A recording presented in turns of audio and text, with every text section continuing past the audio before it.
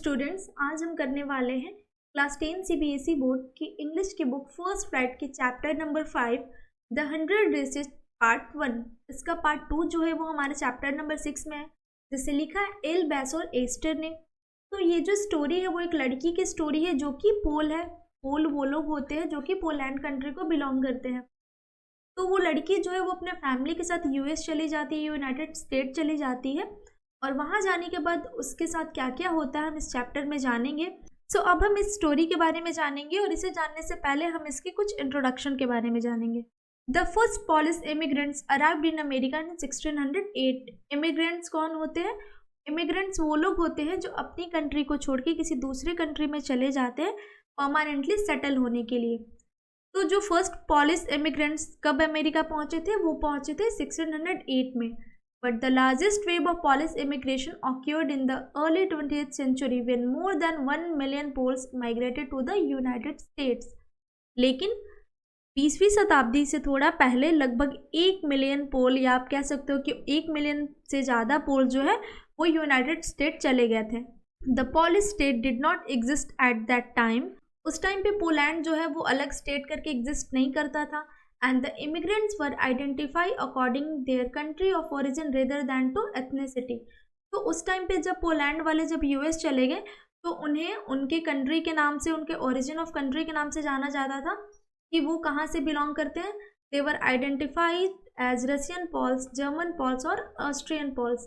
तो उन्हें उनके कंट्री से पहचाना जाता था, जैसे कि Russian Poles, German Poles and Austrian Poles. One of the most notable Polish American community is in Chicago and its suburb. तो पोलैंड के लोगों की एक कम्युनिटीज है जो कि शिकागो में है, और उन्हें हम सबर्ब बोलते हैं। तो Chicago is sometimes called the second largest Polish city in the world, next only to Warsaw, the capital of Poland. तो जो पोलैंड की कैपिटल है वर्सो, वहाँ पे सबसे ज़्यादा पोल्स रहते हैं, और उसके बाद कहाँ रहते हैं? सेकेंड नंबर पे आता है शिकागो, जहाँ पे सबसे ज़्यादा पोल्स रहते हैं। Polish American were sometimes discriminated against in the United state. तो जैसा कि हम जानते हैं कि पहले यूएस में बहुत ज़्यादा डिस्क्रिमिनेशन होता था, तो जो पोल्स थे उनको भी ये चीज़ फेस करना पड़ता था। As were the Irish, Italian and Jews. तो ये सारी जो कम्युनिटीज़ हैं वो पोल्स की थी और उन्हें डिस्क्रिमिनेट किया जाता था। According to United State census 2000, 6,67,414 Americans of age 5 years and older reported Polish as the language spoken at home. तो जब 2000 ईस्वी में एक जनगणना हुई तो उससे पता चला कि 5 साल से ज़्यादा के लोग जो है वो ऐसे 6,67,414 लोग हैं जो कि अपने घर पे पॉलिश लैंग्वेज जो है वो बोलते हैं, which is about 1.4% of the people who speak language other than English. और ये कितना था? जो लोग जो है वो इंग्लिश छोड़ के कोई अदर लैंग्वेज बोलते थे उनका 1.4% था, और 0.25% ऑफ द यूएस पॉपुलेशन, और ये यूएस पॉपुलेशन का 0.25%। तो ये हुआ हमारा इंट्रोडक्शन। अब हम अपने चैप्टर की तरफ मूव करेंगे। Today Monday, Wanda Petronski was not in her seat, but nobody, not even Peggy and Madeline, the girls who started all the fun, noticed her absence. तो कौन सा डे था? मंडे का डे था, और ये सीन जो है वो एक क्लासरूम की सीन है जहाँ पे वांडा पेट्रोंस्की नाम की एक लड़की है वो अपने सीट पे नहीं है, यानी कि वो एब्सेंट है, और कोई भी उसके एब्सेंस को नोटिस नहीं करता है। इवन पैगी और मैडलाइन नाम की 2 लड़कियां हैं जो कि हमेशा उसका मजाक बनाती हैं, वो भी आज उसके एब्सेंस को नोटिस नहीं की। Usually Wanda sat in the seat next to the last seat in the last row in room 13। Usually Wanda कहाँ बैठती थी? रूम नंबर 13 का जो लास्ट रो था उसके लास्ट चेयर पे वो बैठती थी। She sat in the corner of the room where the rough boys who did not make good marks sat. तो वो कहाँ बैठती थी? वो उस रूम के कॉर्नर में बैठती थी, और वहाँ कैसे बच्चे बैठते थे? वहाँ वैसे बच्चे बैठते थे जिनके मार्क्स जो है वो अच्छे नहीं आते थे। The corner of the room where there was most scuffling of feet, most roars of laughter when anything funny was said, and most mud and dirt on the floor. Scuffling of feet means जब हम अपने पैर को घिसते हैं तो जो आवाज़ आती है उसको हम बोलते हैं स्कफलिंग ऑफ फीट। तो वो वहाँ बैठती थी जहाँ पे वैसे बच्चे बैठते थे जिनके मार्क्स अच्छे नहीं आते थे, जहाँ से बहुत ज़्यादा पैरों के घिसने की आवाज़ आती थी, जहाँ पे बहुत ज़्यादा हंसने की भी आवाज़ आती थी और जहाँ के फर्श पे बहुत ज़्यादा गंदगी होती थी, बहुत ज़्यादा कीचड़ लगे हुए होते थे। Wanda did not sit there because she was rough and noisy. Wanda वहाँ इसलिए नहीं बैठती थी क्योंकि वो भी अच्छे मार्क्स नहीं ला सकती थी, वो भी उन बच्चों की तरह बुरे मार्क्स ही लाती थी या बहुत ज़्यादा आवाज़ करती थी। On the contrary she was very quiet and rarely said anything at all. इसके ठीक विपरीत वो ऐसी लड़की थी कि वो बहुत कम बोलती थी। And nobody had ever heard her laugh out loud, और कोई भी उसे हंसते हुए जोर से नहीं सुना था। Sometimes she twisted her mouth into a crooked sort of smile, but that was all. Crooked sort of smile means जब हम ज़बरदस्ती का हंसते हैं, ठीक है, हमारा हंसने का इंटेंशन नहीं है बट फिर भी हम ज़बरदस्ती का स्माइल कर रहे हैं, उसे हम बोलते हैं crooked sort of smile। तो वांडा जो है वो कभी भी ज़ोर से हंसती नहीं थी, इवन वो हंसती भी बहुत कम थी, कभी कभी वो दिखावटी स्माइल करती थी और यही उतना उसके लिए काफ़ी था। Nobody knew exactly why Wanda sat in that seat. किसी को भी ये नहीं पता था कि वांडा आखिर वहाँ क्यों बैठती है। Unless it was because she came all the way from Bogginside and her feet were usually caked with dry mud. Bogginside जो है वो एक प्लेस है जहाँ पे अच्छे लोग नहीं रहते, जहाँ पे रिच पीपल नहीं रहते। तो वांडा जो है वो उसी जगह से आती है, बॉगिनसाइड से आती है, और जहाँ पे आते टाइम उसके पैर में बहुत ज़्यादा कीचड़ लग जाता है, उसका पैर जो है वो काफ़ी गंदा हो जाता है। तो कहीं ना कहीं ये एक रीज़न है कि जहाँ पे बच्चे बैठते हैं, जहाँ फर्श गंदा होता है, तो वहीं जाके वांडा बैठ जाती है। But no one really thought much about Wanda Petronski, लेकिन कोई भी वांडा के बारे में बहुत ज़्यादा नहीं सोचता था। Once she sat in the corner of the room. The time when they thought about Wanda was outside of the school hours, at noon time when they were coming back to school, or in the morning early before school began. तो बाकी सभी को Wanda की याद तभी आती थी जबकि वांडा छुट्टी के टाइम घर जाते होती थी या फिर वो सुबह सुबह स्कूल आते होती थी। When groups of 2 or 3 or even more would be talking and laughing on their way to the schoolyard. तो ऐसा क्यों याद करते थे छुट्टी के टाइम ही या फिर स्कूल आते टाइम ही? ऐसा इसलिए बच्चे याद करते थे क्योंकि रास्ते में वो वांडा का मजाक बनाते थे, वो उसे छेड़ती थी।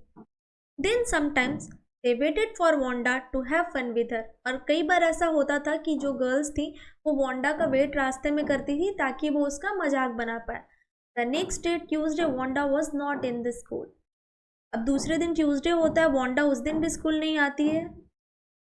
And nobody noticed her absence again, और किसी ने भी उसके एब्सेंस को फिर से नोटिस नहीं किया। But on Wednesday Peggy and Maddie who sat down front with other children who got good marks and who didn't track in a whole lot of mud. तो पेगी और मैडी जो लड़कियां थी, 2 लड़कियां थी, वो कहाँ बैठती थी? वो फ्रंट रो में बैठती थी और वो उन बच्चों के साथ बैठती थी जो कि अच्छे मार्क्स लाते थे और उनके पैर में कीचड़ भी नहीं लगा होता था। Did notice that Wanda was not there.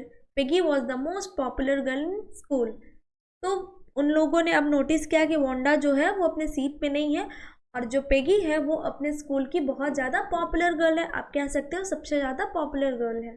She was pretty. She had many pretty clothes and her hair was curly. Peggy जो है वो बहुत प्रीटी है, उसके पास बहुत ज़्यादा कपड़े भी हैं और उसके हेयर्स कैसे हैं? कर्ली है। Maddie was her closest friend. Maddie जो है उसकी सबसे ज़्यादा क्लोजेस्ट फ्रेंड है। The reason Peggy and Maddie noticed Wanda's absence was because Wanda had made them late to school. तो पेगी और मैडी ने क्यों नोटिस किया कि वांडा स्कूल नहीं आ रही है? क्योंकि वांडा की वजह से उन्हें स्कूल आने में देरी हो गई।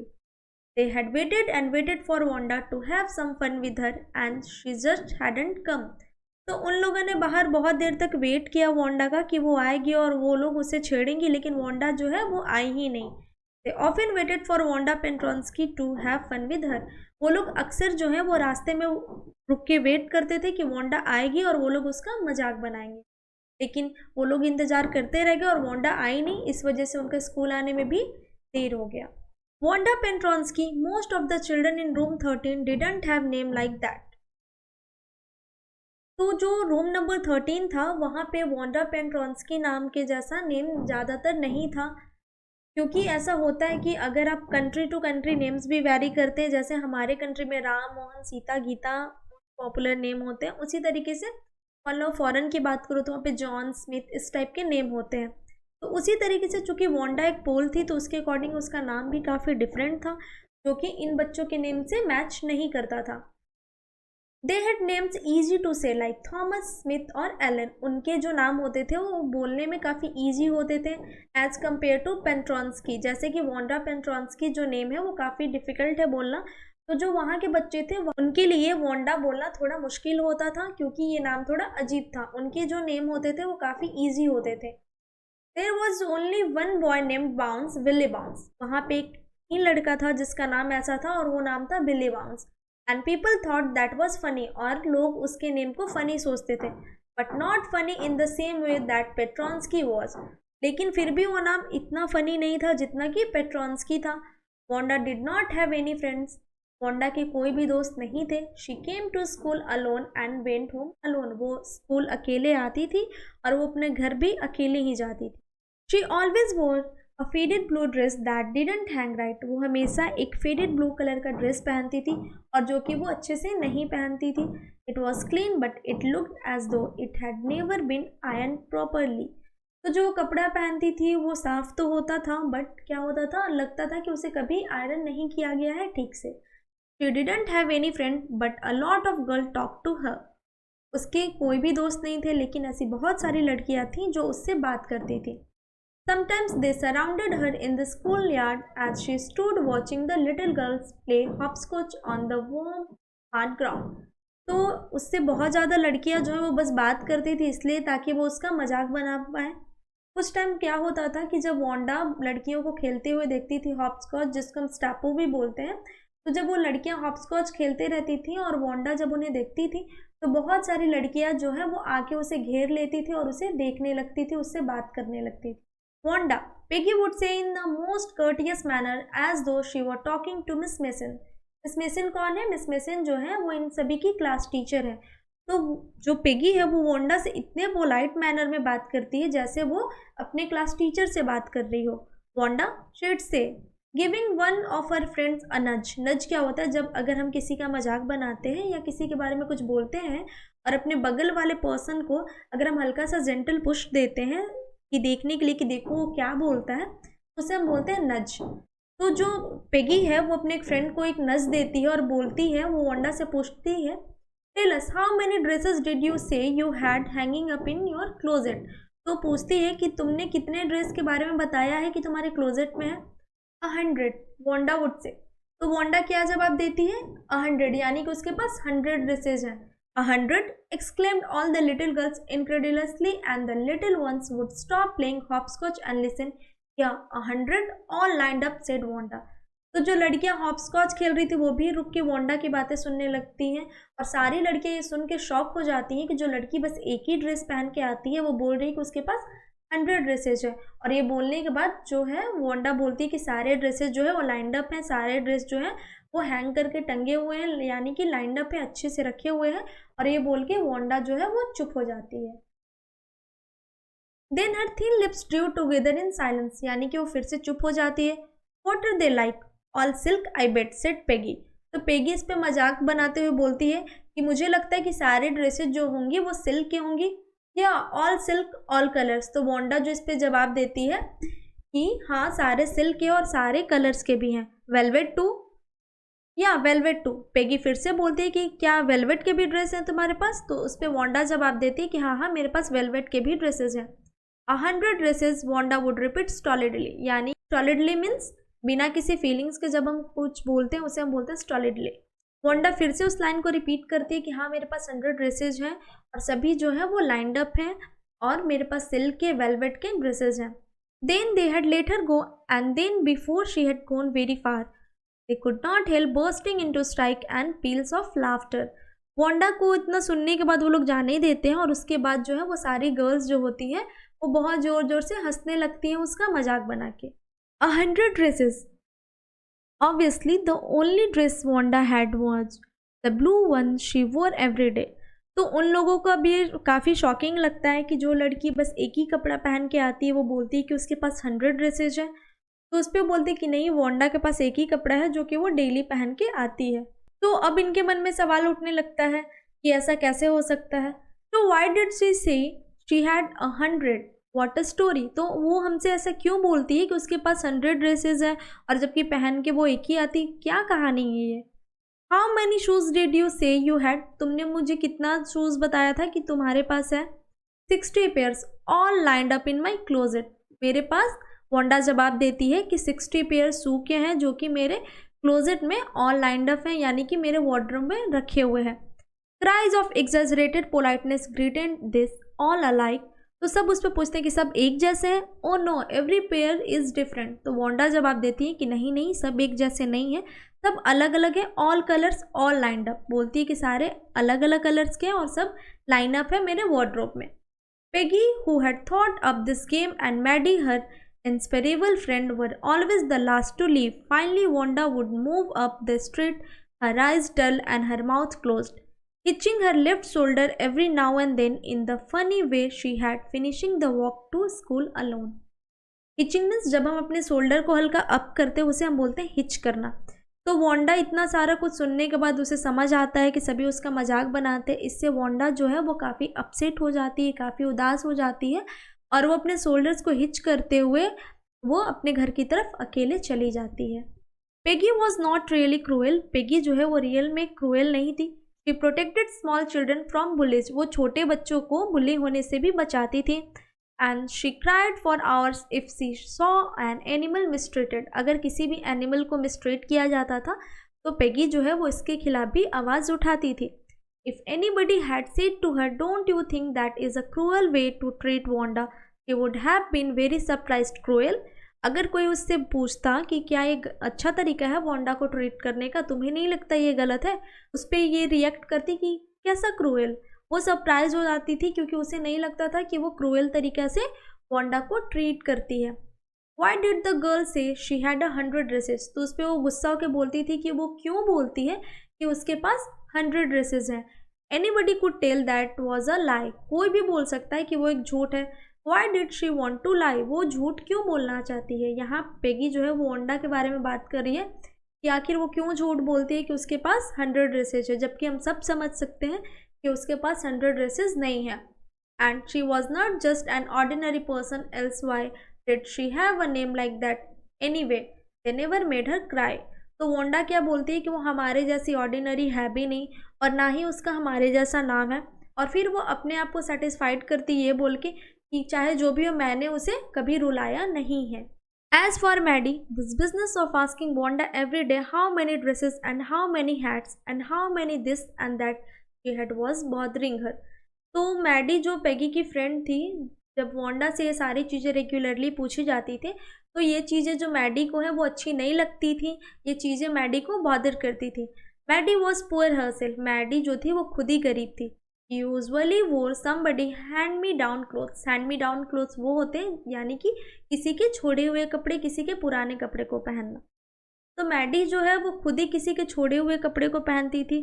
Thank goodness she did not live up on Boggins साइट और हैव अ फनी नेम, तो भगवान को धन्यवाद देती और बोलती कि हाँ चलो अच्छी बात है कि कोई इस बारे में नहीं जानता और ना ही वो बॉगिन साइट में रहती और ना ही उसका वांडा की तरफ फनी नेम है, ताकि लोग उसको जान पाए कि वो गरीब है या वो कैसी है।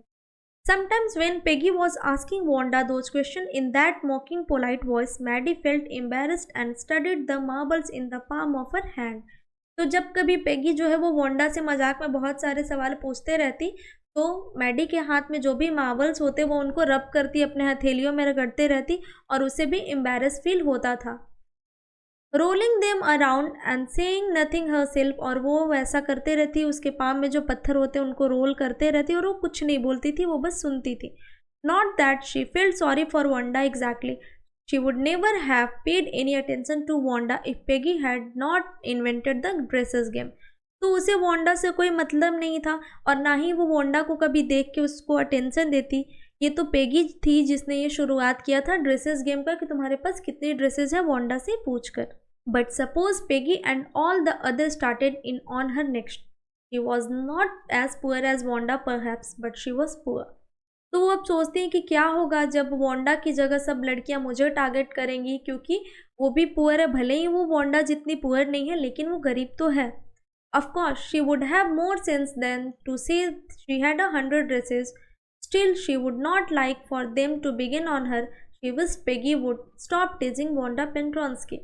तो वो समझती थी कि वो इतनी समझदार है कि वो ऐसा कुछ नहीं बोलेगी कि उसके पास 100 ड्रेसेज है या क्या है, लेकिन वो फिर भी चाहती थी कि वो पेगी को समझाए कि उसे वांडा को टीज करना बंद कर देना चाहिए। Today, even though they had been late to school, Maddie was glad she had not had to make fun of Wanda. आज उन दोनों को लेट हो गया था पेगी और मैडी को स्कूल आने में, लेकिन फिर भी जो है वो मैडी काफ़ी खुश थी क्योंकि आज उन लोगों ने वांडा का मजाक नहीं बनाया था। He worked her arithmetic problem absent-mindedly 8 times 8. Let's see. तो वांडा जो है वो आज भी स्कूल नहीं आई थी और पेगी और मैडी जो है वो आज भी उसका मजाक नहीं बना पाए थे। इस वजह से मैडी जो है वो काफ़ी खुश थी और उसने अपना अर्थमेटिक का प्रॉब्लम जो है वो बिना किसी टेंशन के सॉल्व किया। She wished she had the nerve to write Peggy a note because she knew she never would have the courage to speak right out to Peggy. तो वो सोचती है कि वो पेगी को तो डायरेक्टली बोल नहीं सकती कि तुम्हें वांडा के साथ ऐसा नहीं करना चाहिए, इसलिए वो एक नोट लिखेगी और वो पेगी को बताएगी। उसे hey Peg, let's stop asking Wanda how many dresses she has. वो नोट में लिखेगी कि पेगी अब हमें बंद कर देना चाहिए वांडा से पूछना कि उसके पास कितने ड्रेसेस हैं। When she finished her arithmetic, she did start a note to Peggy. तो जैसे ही उसने अपना अर्थमेटिक प्रॉब्लम सॉल्व किया तो उसने अब दोबारा एक नोट लिखना शुरू किया पेगी को ये बताने के लिए कि हमें वांडा को टीज नहीं करना चाहिए। Suddenly she paused and shuddered. वो अचानक जो है वो रुक जाती है, वो डर जाती है। She pictured herself in the schoolyard, a new target for Peggy and the girls. तो वो जब नोट लिखना शुरू करती है फिर अचानक उसमें के मन में क्या चलता है वो रुक जाती है और वो सोचने लगती है वांडा को अपने जगह रख के कि जो अब उन लोगों की नेक्स्ट टारगेट है, जो पेगी और दूसरी लड़कियों की नेक्स्ट टारगेट है वो मैडी है, कि वो उसके साथ क्या करती है। Peggy might ask her where she got the dress that she had on. तो वो सोचने लगती है कि पेगी अब उससे पूछेगी कि ये ड्रेस उसको कहाँ से मिला जो इसने पहना है। And Maddie would have to say it was one of Peggy's old ones that Maddie's mother had tried to disguise with new trimming, so no one in room 13 would recognize it. तो उस पे Maddie जवाब देती है कि Peggy का ही पुराना कोई कपड़ा है जो मैडी के मदर ने डिफरेंट कलर के ट्रिमिंग्स रिबन्स लगा के इसको अलग तरीके से बना दिया है ताकि रूम नंबर 13 का कोई भी बच्चा इसे नहीं पहचान। तो अब क्या होता है, जो मैडी है वो पेगी को एक नोट लिखना चाहती है क्योंकि उसके पास इतना हिम्मत नहीं है कि वो डायरेक्टली पेगी को मना कर पाए कि तुम्हें वांडा के साथ ऐसा नहीं करना चाहिए, तो इसलिए वो एक नोट लिखना शुरू करती है। लेकिन जब वो नोट लिखना भी शुरू करती है तो उसे सारी चीज़ें समझ में आती है, उसका अलग एक इमेजिनेशन शुरू हो जाता है कि अगर वो उन लड़कियों का नेक्स्ट टारगेट हो जाती है वांडा के जगह तो उसके साथ क्या क्या होगा। तो ये सोचते हुए वो जो है वो नोट लिखना बंद कर देती है और वो डर के चुप हो जाती है। If only Peggy would decide of her own accord to stop having fun with Wanda. तो अब उसे लगता है कि मुझे कुछ नहीं बोलना चाहिए जब तक पेगी को ये चीज़ ठीक नहीं लगता कि उसे हाँ अब वांडा का मजाक नहीं बनाना चाहिए, तब तक उसे छोड़ देना चाहिए। Oh well, Maddie ran her hand through her short blonde hair as though to push the uncomfortable thoughts away. तो अब मैडी क्या करती है, अपने बालों में अपनी हाथ को राउंड राउंड घुमाती है और फिर वो मतलब अपने अनकंफर्टेबल थॉट्स जहाँ पे वो चली गई थी इमेजिन करते करते न्यू टारगेट अपने आप को मानने लगी थी, तो वहाँ से अपने माइंड को बाहर लाती है। What difference did it make? Slowly Maddie tore into bits the note she had started. तो जो मैडी ने नोट लिखना शुरू किया था वो अब उसे भी फाड़ देती है। She was Peggy's best friend and Peggy's was the best like girl in the whole room. तो उसे लगता है कि वो पेगी की दोस्त है और पेगी जो है वो इस रूम में सबसे ज़्यादा फेमस लड़की है। पेगी एक ऐसी लड़की है जिसे सब बहुत ज़्यादा पसंद करते हैं। Peggy could not possibly do anything that was really wrong. तो उसे अब लगता है कि पेगी ऐसा कुछ भी काम नहीं कर सकती जो कि गलत होगा। She thought as for Wanda she was just some girl who lived a Boggins साइड and stood alone in the school yard. तो वो अब अपने आप को दिलासा देती है और समझाती है कि पेगी जो है वो वांडा के साथ इसलिए ऐसा कर दी है क्योंकि वांडा कहाँ रहती है, बॉगिन साइड में रहती है और वो स्कूल यार्ड में अकेली रहती है। She sarcastically ever said nothing to anybody. The only time she talked was in the schoolyard about her 100 dresses. तो वांडा जो है वो किसी से भी बात नहीं करती थी, वो एक ही बार बात की थी और वो बात कौन सा था, 100 ड्रेसेस के बारे में। Maddie remembered her telling about one of her dresses, pale blue with colored trimming, and she remembered another that was brilliant jungle green with a red sash. तो मैडी की दिमाग में सारी बातें चलते रहती हैं, तब तक वांडा की उसकी एक बात याद आती है कि वांडा ने उसे ट्रू ड्रेसेस के बारे में बताया था कि उसके पास एक पेल ब्लू कलर का ड्रेस है जिसपे बहुत सारे कलर के ट्रिमिंग्स यानी रिबन्स लगे हुए थे, और एक जंगल ग्रीन कलर का है जिसपे कि रेड टैश लगा हुआ है. He would look like a Christmas tree in that, the girls had said in pretended admiration. तो लड़कियां जो है वो वांडा को बोली थी कि तुम ग्रीन ड्रेस में बिल्कुल क्रिसमस ट्री लगोगी, और ऐसा वो लोग मजाक बनाते हुए बोली थी. Thinking about Wanda and her 100 dresses all lined up in the closet, Maddie began to wonder who was going to win the drawing and coloring contest. तो इनके स्कूल में क्या चल रहा था, कलरिंग कॉन्टेस्ट चल रहा था. ये सारी चीज़ें मैडी के दिमाग में आ रही थी, जो चीज़ें वांडा के साथ उन लोगों ने किया था. तो ये सारी चीज़ें जो है वो दिमाग में चली रही थी. तभी उसको याद आता है कि जो हमारे स्कूल में कलरिंग कॉन्टेस्ट हुआ था उसका विनर कौन होगा. For girls this contest consist of designing dresses and for boys of designing motor boats. तो जो लड़कियों के लिए थीम था वो था डिज़ाइनिंग का, और जो लड़कों के लिए थीम था वो था मोटर बोट्स बनाने का. Probably Peggy would win the girls medal. तो उसे अब लगता है कि जो पेगी उसकी दोस्त है वो ही गर्ल्स की तरफ से विनर होगी. Peggy Drew better than any one else in the room. Peggy जो है रूम में जितनी लड़कियां थी उन सभी से अच्छा ड्राइंग करती थी. At least that is what everybody thought. तो ऐसा सोच सबका था कि पेगी जो है वो विनर बनेगी. You could copy a picture in a magazine or some film star said so that you could almost tell who it was. तो यानी इससे पता चलता है पेगी किसी को देख के उसका पिक्चर बना सकती थी, तो यानी कि उसकी ड्राइंग जो है वो काफ़ी अच्छी होगी. Oh Maddie what's sure Peggy would win. तो मैडी जो है वो बिल्कुल श्योर थी कि पेगी जो है वो विनर बनेगी. Well tomorrow the teacher was going to announce the winners then they know. तो कल जो है वो टीचर अनाउंस करेंगी कि कौन विनर हुआ, तो सभी को पता चल जाएगा कि विनर कौन हुआ. The next day it was drizzling. Drizzling means हल्की फुल्की बारिश होना. अगले दिन जो है वो बारिश हो रही थी. Maddie and Peggy hurried to school under Peggy's umbrella. Naturally, on a day like this, they didn't wait for Wanda Pentronsky on the corner of Oliver Street. तो इससे पता चलता है कि वो Oliver Street नाम के कॉर्नर पे वांडा का वेट किया करती थी. The street that far away under the railroad tracks and up the hills led to Boggin's side. तो ये जो था वो रास्ता था रेलवे ट्रैक टाइप का था जो कि हिल की तरफ से होते हुए बॉगिन साइड को जाता था. Anyway, they were not taking chances on being late today because today was important.